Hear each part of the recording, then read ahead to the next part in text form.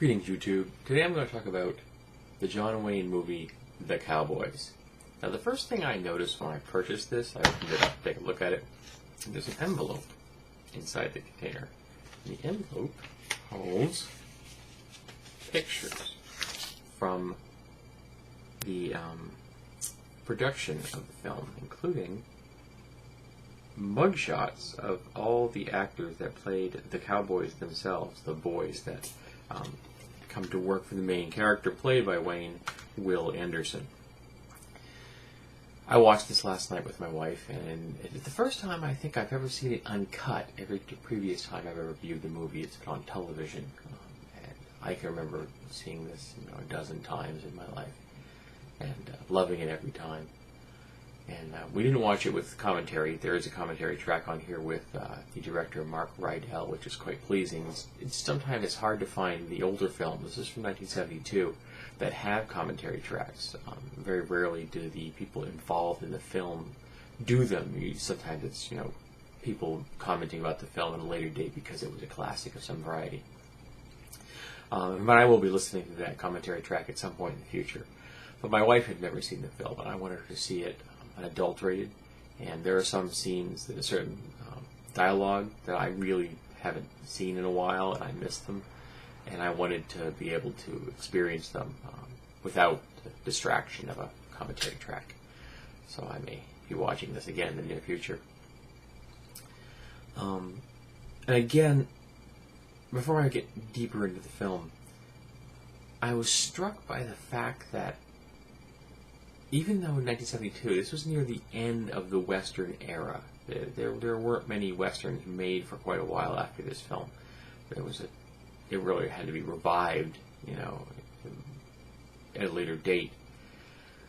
But the Westerns from that earlier era allowed the director and the writer the pace that you needed to tell the story.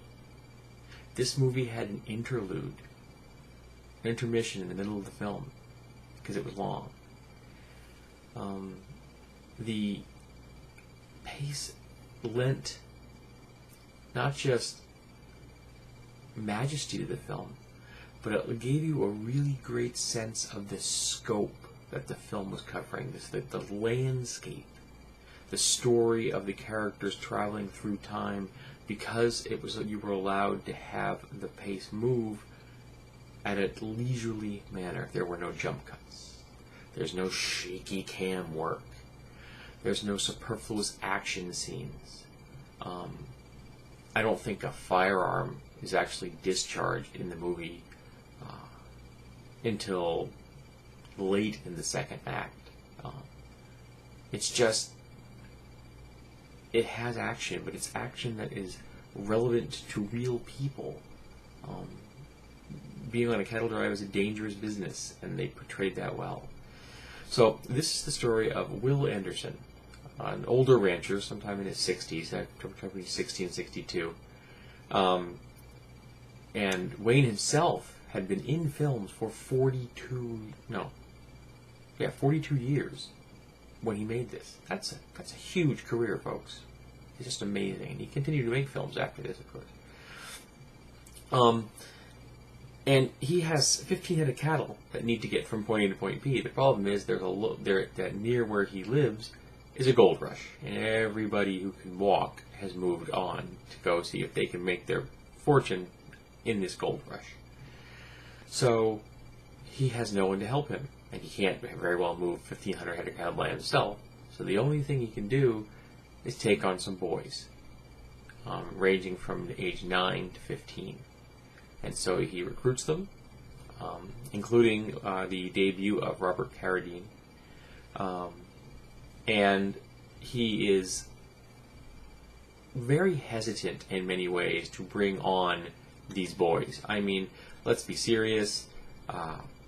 Taking on a bunch of kids out in the trail is not something he ideally wanted, but it's all he had. And everything in the film works from that premise. The coming of age of the boys, his growing appreciation of them, the fact that he becomes their surrogate father and they become his surrogate sons, because in this film his sons have died. As he said, they went bad, or maybe I went bad on them. And that relationship forms in a very natural manner. But for me, the best part of this movie, the absolute gem amongst the gems of this film, Bruce Dern, Robert Carradine, brief appearance by Slim Pickens, amongst all these wonderful actors, is Roscoe Lee Brown, playing Jebediah Nightlinger, the cookie, the man who drives this truck wagon and prepares the food for the crew of the cattle drive. He is magnificent in this role. His baritone just pours across the screen. He is able to capture you in a way that I had never seen an actor capture. It was my first experience, I think, as a kid, to really understanding how someone can make or break a film just by the way they walk into a scene, their laugh, their facial expression, what they convey with a look and a gesture, and how they deliver a line. This is one of the first roles I can remember where I thought to myself, this person is an actor.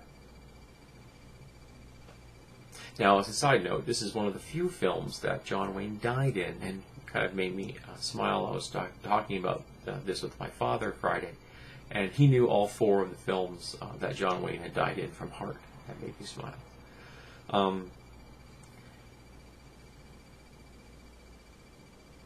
And it was, I think, in many ways, a really great vehicle for Wayne, because he had aged to a point where he could play the character believably. He wasn't actually slated to play the film originally. It was going to be George C. Scott. And I think Scott could have done the role. He was a very talented actor. There's no question of that. I think Wayne had the look of a rancher in a way that I don't think Scott did. And I'm glad that Wayne got the role, and I'm glad that even though he was not Rydell's first choice because of his politics, he was excellent in it.